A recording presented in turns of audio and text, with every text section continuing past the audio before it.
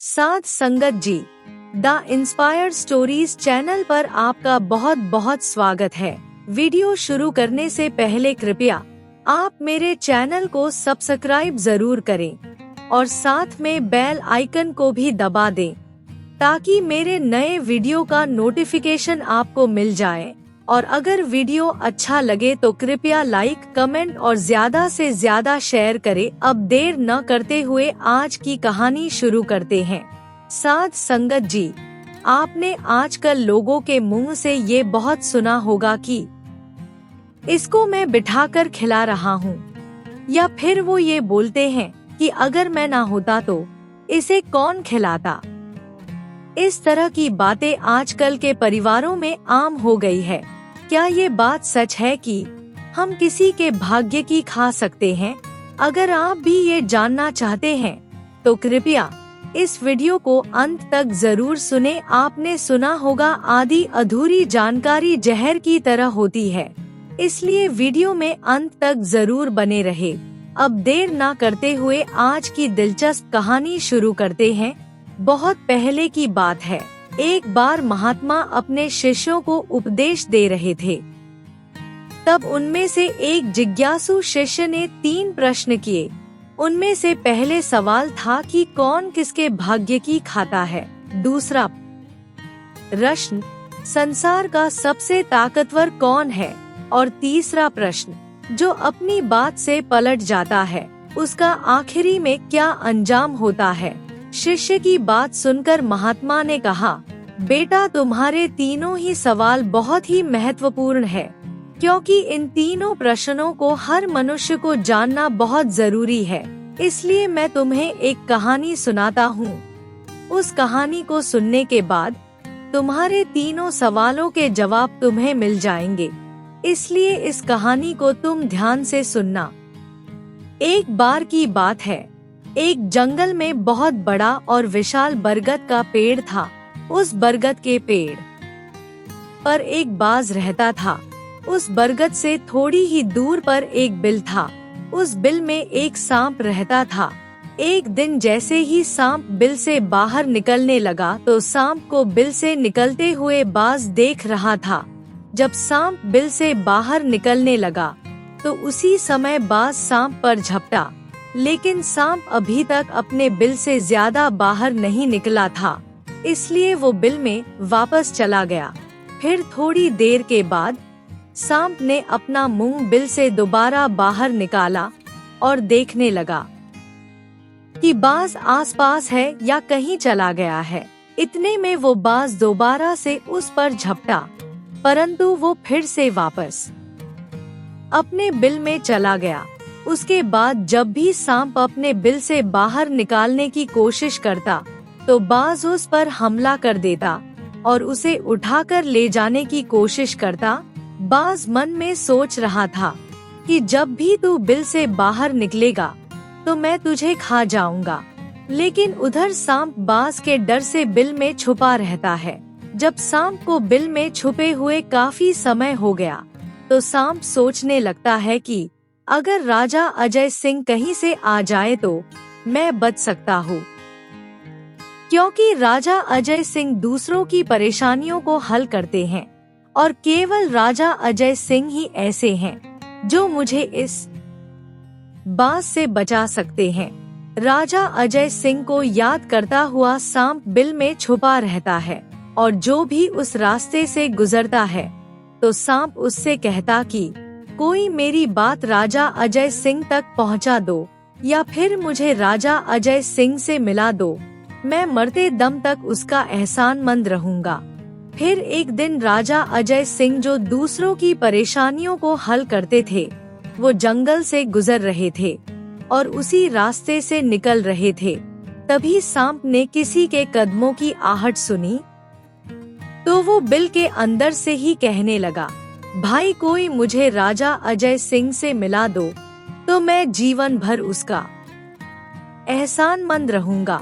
ये बात जब राजा अजय सिंह ने सुनी तो अजय सिंह कहने लगे, क्यों भाई, आपको राजा अजय सिंह से क्या काम है। तब सांप ने कहा, भाई, राजा अजय सिंह दूसरों के दुख दूर करता है और मैं बहुत दिनों से इसी बिल में छुपा हूँ। मैं बहुत दुखी और परेशान हूँ। जब भी मैं बिल से बाहर निकलने की कोशिश करता हूँ।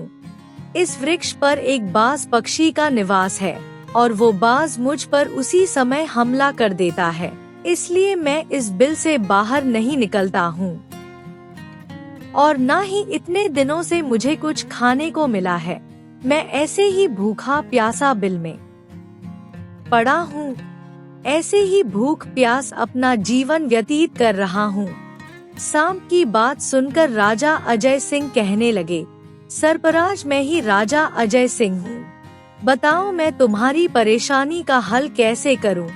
तब सांप ने कहा, हे महाराज, जैसा आपको सही लगे आप वैसा ही कीजिए, लेकिन मेरा इस बात से पीछा छुड़ा दीजिए, नहीं तो ये एक दिन मुझे मार देगा। तब राजा अजय सिंह ने कहा, है सरपराज, अगर तुम कहते हो तो मैं तुम्हें इस जंगल से दूर छोड़ दूं। सांप कहने लगा, महाराज जब आप मुझे दूर छोड़ने जाओगे तो ये बाज हमें देख लेगा और ये फिर वही जाकर बैठ जाएगा और मौका मिलते ही ये मुझे मार डालेगा। इसलिए हे राजन, आप मुझे थोड़ी देर के लिए अपने अंदर बैठा लीजिए। आप कुछ देर के लिए मुझे अपने पेट में बैठने के लिए जगह दे दीजिए।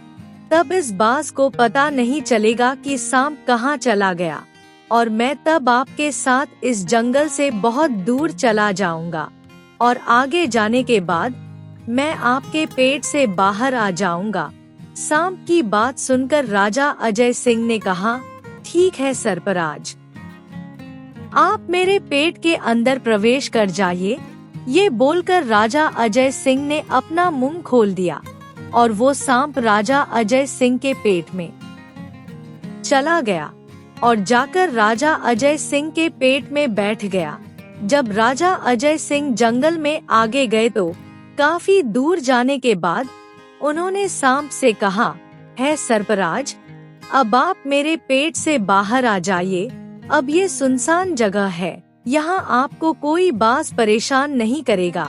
राजा अजय सिंह की बात सुनकर सांप कहने लगा, नहीं महाराज, अब मैं आपके पेट से बाहर आने वाला नहीं हूँ। राजा अजय सिंह ने कहा, क्यों भाई, आपने तो मुझसे ये वादा किया था कि आप मुझे आगे सुनसान जंगल में छोड़ देना, फिर मैं आपके पेट से बाहर निकल जाऊंगा। अब सुनसान जंगल आ गया है, अब आप मेरे पेट से बाहर निकलो।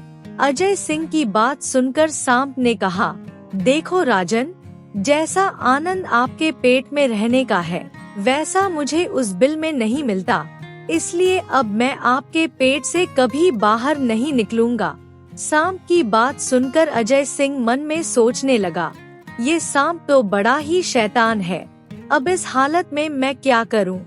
राजा अजय सिंह ने सांप को बाहर निकालने की बहुत कोशिश की, लेकिन वो सांप नहीं माना।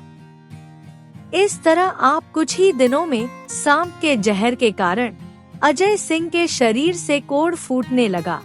अपने ऐसी हालत देखकर राजा अजय सिंह सोचने लगा कि अगर मैं ऐसी हालत में राजधानी गया तो ये भी संभव नहीं है, क्योंकि इस वक्त कोढ़ मेरे पूरे शरीर में फैल चुका है और मुझे इसी जंगल में रहकर इस सांप से भी छुटकारा पाना है। ये सोचकर महाराज अजय सिंह वन में एक झोपड़ी बनाकर सो जाते हैं। उनके शरीर से कोढ़ टपकने लगा और बदबू आने लगी, जो कि सांप का जहर था। सांप कुंडली मारकर राजा के पेट में बैठा हुआ था। राजा अजय सिंह उस जंगल में एक कोढ़ी की तरह पड़े हुए थे। अब उन्हीं के समय एक और राज्य था और उस राज्य के राजा का नाम भानु सिंह था। महाराज भानु सिंह की 3 बेटियां थी। राजा भानु सिंह बहुत ही अहंकारी और घमंडी किस्म का राजा था। एक दिन उसने तीनों राजकुमारियों से पूछा, बताओ बेटियों, तुम किसके भाग्य का खाती हो? उनमें से 2 बेटियों ने तो राजा के डर से कहा, पिताजी हम तो आपके ही भाग्य का खाती हैं। परंतु उनमें से राजा की एक चित्रलेखा नाम की एक बेटी थी। चित्रलेखा ने अपने पिता भानु सिंह से कहा, नहीं पिताजी, मैं तो किसी के भाग्य का नहीं खाती, बल्कि मैं तो अपने ही भाग्य का खाती हूँ। चित्रलेखा की बात सुनकर राजा भानु सिंह को बहुत गुस्सा आया। राजा ने उसी समय नाई और पंडित को बुलाया और उनसे कहने लगा कि मेरी ये दोनों बेटियों का रिश्ता तो आप किसी राजा के यहाँ करके आओ, और जो मेरी ये बड़ी बेटी है इसका रिश्ता किसी कोढ़ी कलंकी या फिर अपाहिज के साथ करके आओ।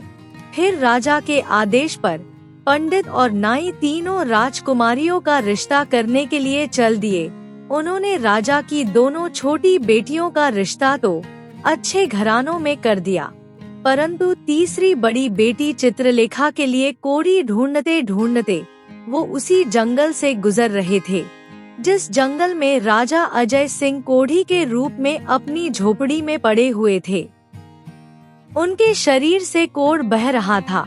राजा अजय सिंह को देखकर नाई और पंडित आपस में कहने लगे कि इससे अच्छा कोई व्यक्ति हमें नहीं मिलेगा, इसलिए इसी के साथ राजा की लड़की का संबंध करके चलते हैं। फिर राजा अजय सिंह के साथ नाई और पंडित ने चित्रलेखा का विवाह तय कर दिया और फिर राजा भानु सिंह ने भी जल्दी से चित्रलेखा को जंगल में ले जाकर कोढ़ी राजा अजय सिंह के साथ उसका विवाह संपन्न कर दिया। राजा अजय सिंह जैसे महान पराक्रमी राजा भी समय की चपेट में आ गए और एक कोढ़ी का जीवन गुजार रहे थे। चित्रलेखा बड़ी ही पतिव्रता थी। वो बड़े प्रेम प्यार से अपने पति की सेवा करती थी और उधर वो दोनों छोटी बहनें थी जिनका विवाह राजाओं के यहाँ हुआ। वो तो ऐशो आराम की जिंदगी जी रही थी, लेकिन चित्रलेखा अजय सिंह के साथ दुखी जीवन गुजार रही थी। दोस्तों कहते हैं, जो मनुष्य अपने नियमों और सिद्धांतों पर रहता है और अपने धर्म का पालन करता है, ईश्वर हमेशा उसे सुखी रखते हैं। भगवान हमेशा उसे खुशी और आनंद प्रदान करते हैं। उस झोपड़ी में अजय सिंह के साथ रहते चित्रलेखा को बहुत समय बीत गया। उस झोपड़ी के बाहर एक पीपल का पेड़ था और उस पेड़ के नीचे एक दूसरे सांप का बिल था। एक रात राजा अजय सिंह सो रहा था और चित्रलेखा उसकी सेवा कर रही थी। उसी समय उस बिल से एक सांप बाहर निकला और बाहर निकलकर जो राजा के पेट में दूसरा सांप था उसे कहने लगा, अरे शैतान, तू अपने वचन से मुकर गया। तूने तो महाराज अजय सिंह से कहा था कि दूर जंगल में जाकर तुम्हारे पेट से बाहर निकल जाऊंगा, और तू ऐसे परोपकारी और दयालु राजा के पेट में जाकर बैठ गया। तुम्हारे जहर के कारण राजा के पूरे शरीर में कोढ़ फैल गया। अरे ऐसी हरकत करते हुए तुझे शर्म नहीं आई? तूने कितना गलत काम किया। इतने समय में अजय सिंह ना जाने कितने लोगों की परेशानियां और दुख दूर करते। वो सांप फिर आगे बोला, यदि कोई मेरी बात सुन रहा है तो मैं तेरे मरने का उपाय बताता हूँ। यदि कोई गंगाजल लाकर महाराजा अजय सिंह को पिला दे तो तेरे उसी समय 100 टुकड़े हो जाएंगे और तेरे टुकड़े मल के रास्ते से बाहर निकल जाएंगे। अब राजा के पेट के अंदर बैठा हुआ जो सांप था वो दूसरे सांप से कहने लगा, तेरे जैसा भी मैंने कहीं नहीं देखा। धन के खजाने पर कुंडली मार के बैठा है। यदि ये धन मानव समाज के कल्याण में लगाया जाता तो इससे न जाने कितने लोगों का भला होता। इसलिए मैं भी तेरे मरने का उपाय बताता हूँ। यदि कोई सुन रहा हो तो कोई एक पीपा तेल गर्म करके तेरे बिल में डाल दे तो तू उसी समय मर जाएगा, और कोई बिल वाली जगह पर खुदाई करेगा तो यहाँ पर बहुत सारा धन निकलेगा। उन दोनों सांपों की बातें चित्रलेखा बड़े ध्यान से सुन रही थी। उनकी बातें सुनकर चित्रलेखा को समझ में आया कि ये राजा अजय सिंह है। और इनके पेट में सांप बैठा हुआ है, जिसके कारण महाराज के शरीर से कोढ़ निकल रहा है। कुछ सोचकर चित्रलेखा एक महात्मा के आश्रम में पहुंची और उस महात्मा से प्रार्थना करती है कि बाबा, मुझे एक गिलास गंगाजल की जरूरत है। महात्मा ने उसकी बात सुनकर पूछा, बेटी तुम कौन हो और गंगाजल का क्या करोगी? तब चित्रलेखा कहने लगी कि बाबा, मैं राजा भानु सिंह की बेटी चित्रलेखा हूँ और मेरे पति के लिए मुझे दवाई के रूप में गंगाजल चाहिए। महात्मा ने उसे एक गिलास गंगाजल दे दिया।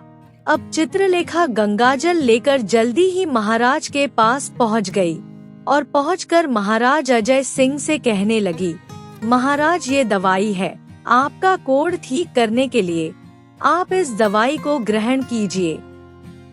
चित्रलेखा की बात सुनकर महाराज अजय सिंह उस गंगाजल को पी गए। जैसे ही अजय सिंह ने गंगाजल पिया, उसी समय सांप के 100 टुकड़े हो गए। जो सांप पेट में था वो खत्म हो गया और धीरे धीरे मल के रास्ते से राजा के पेट से बाहर निकल आया। अब महाराज का कोढ़ भी धीरे धीरे ठीक होने लगा और कुछ ही दिनों में राजा बिल्कुल स्वस्थ हो गया। राजा का पूरा इलाज हो गया। फिर एक दिन अजय सिंह से चित्रलेखा ने कहा, महाराज, मैं एक औरत हूँ, इसलिए शहर में नहीं जा सकती हूँ, इसलिए आप शहर में जाइए और एक तेल का पीपा ले लिए। चित्रलेखा की बात सुनकर अजय सिंह कहने लगे, तुम उस तेल का क्या करोगी? चित्रलेखा ने कहा, महाराज, पहले आप तेल का पीपा लेकर आइए, फिर मैं उसके बारे में आपको बताऊंगी। राजा चित्रलेखा की बात मानकर बाजार में चले गए और वहां से तेल का एक पीपा ले आए। उसके बाद चित्रलेखा ने वहां आग जलाई और फिर उस आग पर तेल गर्म करने लगी और फिर गर्म करने के बाद तेल सांप के बिल में डाल दिया। जैसे ही चित्रलेखा ने सांप के बिल में गर्म तेल डाला, उसी समय सांप की मृत्यु हो गई। तब राजा अजय सिंह से चित्रलेखा ने कहा, महाराज, अब फावड़ा लेकर इस स्थान को खोद दीजिए। तब राजा अजय सिंह ने जब उसे जगह की खुदाई की तो वहां से बेशुमार धन निकला। चित्रलेखा ने कहा, महाराज देखिए, मैं जानती हूँ कि आप महाराज अजय सिंह हैं, परंतु मेरे पिता ने मेरा अपमान किया है और मेरा विवाह एक कौड़ी से किया था, परंतु मैं अपने भाग्य का खाती हूँ। इसलिए इस स्थान पर जहाँ मेरे पिता का महल है, उससे अच्छा महल बना चाहिए। चित्रलेखा की बात सुनकर राजा अजय सिंह ने कहा, चित्रलेखा, तुम किस तरह की बातें कर रही है? हम राजा हैं, भला हम इस जंगल में महल क्यों बनाएंगे? आप हमारे राज्य में चलिए। परंतु राजा अजय सिंह के बहुत समझाने पर भी चित्रलेखा नहीं मानी। चित्रलेखा की बहुत जिद पर फिर राजा अजय सिंह ने उस वन में एक विशाल महल का निर्माण करवाया। दोस्तों, इस संसार में सबसे बड़ा बलवान समय होता है। समय से बड़ा कुछ नहीं होता। जिसका समय अच्छा होता है वो आगे बढ़ जाता है और जिसका समय खराब होता है वो नीचे गिर जाता है। फिर एक बार राजा भानु सिंह पर किसी दूसरे राजा ने आक्रमण कर दिया और उस लड़ाई में राजा भानु सिंह पराजित हो गया और फिर राजा भानु सिंह अपने प्राण बचाने के लिए उसी जंगल में पहुंच जाता है। जब राजा भानु सिंह भूखा प्यासा जंगल में भटक रहा था तो वो घूमते घूमते चित्रलेखा और राजा अजय सिंह के महल के पास से गुजरा। राजा भानु सिंह की बुरी हालत में भी चित्रलेखा उन्हें पहचान जाती है। चित्रलेखा ने अपने एक सेवक को राजा भानु सिंह के पास भेजा और उन्हें अपने पास बुलवाया। भानु सिंह ने सोचा कि पता नहीं ये कौन है और मुझे क्यों बुला रही है। जब राजा भानु सिंह उस लड़की के सामने पहुंचा तो उसने चित्रलेखा को पहचान लिया। चित्रलेखा ने भानु से कहा, पिताजी, मैं वही चित्रलेखा हूँ और मैं आपसे हमेशा ये कहती थी कि मैं मेरे ही भाग्य खाती हूँ। देखिए, मैं अपने ही भाग्य का खा रही हूँ, आपके भाग्य का नहीं। आपने मेरा विवाह एक कोढ़ी के साथ किया था, परंतु मेरे भाग्य में तो एक राजा लिखा था। देखिए पिताजी, मैं महान पराक्रमी राजा अजय सिंह की पत्नी हूँ। चित्रलेखा की ये बातें सुनकर भानु सिंह अपने मन में विचार करने लगा। फिर चित्रलेखा से अपनी गलती की माफी मांगने लगा। दोस्तों, इस संसार में सबसे बड़ा बलवान समय है और कोई भी व्यक्ति किसी दूसरे के भाग्य का नहीं खाता। हर कोई ये सोचता है कि ये मेरे भाग्य का खा रहा है, लेकिन दोस्तों, कभी कोई किसी के भाग्य का नहीं खाता। जो कोई खाता है अपने ही भाग्य का खाता है। हर दाने दाने पर खाने वाले का नाम लिखा होता है। इसलिए आप ये न सोचे कि हम किसी को खिला रहे हैं। आप किसी को खिलाने वाले कौन होते हैं? इस संसार को खिलाने वाला केवल एक ही है और वो है ईश्वर।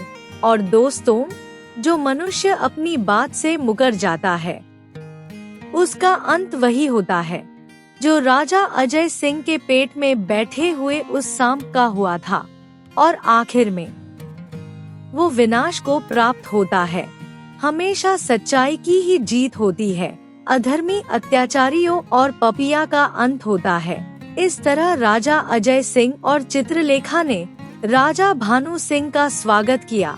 उसके बाद राजा अजय सिंह भानु सिंह को अपने राज्य में ले आए। बाद में राजा अजय सिंह ने अपनी सेना भानु सिंह के साथ भेज दी और जिस राजा ने भानु सिंह के राज्य पर हमला किया था उससे लड़ाई करके अपना राज्य वापस छीन लिया। दोस्तों, जिसकी किस्मत अच्छी होती है, जिनके कर्म अच्छे होते हैं, उसे ईश्वर देता जरूर है। दोस्तों, हम लोग तो अपने परिवार का पालन पोषण करने में भी पीछे हट जाते हैं, लेकिन इस संसार को पालने वाले को देखिए। वो संसार के हर जीव जंतु का ध्यान रखना है और उनका पेट भरता है। दोस्तों, कुछ लोगों को ये गलतफहमी हो जाती है कि वो ही अपने साथ वालों को खिलाते हैं, लेकिन ये गलत है। ये उनका अहंकार बोलता है। कभी कोई भी मनुष्य किसी के भाग्य की नहीं खा सकता। मनुष्य के जन्म से पहले ही उसका भाग्य लिख दिया जाता है और ये भी लिख दिया जाता है कि उसे जीवन में क्या मिलेगा और क्या नहीं। बस उस तक पहुंचने के लिए मनुष्य को कर्म करना बहुत जरूरी है। साथ संगत जी, अगर आपको ये कहानी अच्छी लगी हो तो कृपया लाइक, कमेंट और शेयर जरूर करें। आपके प्यार और स्नेह के लिए बहुत बहुत धन्यवाद।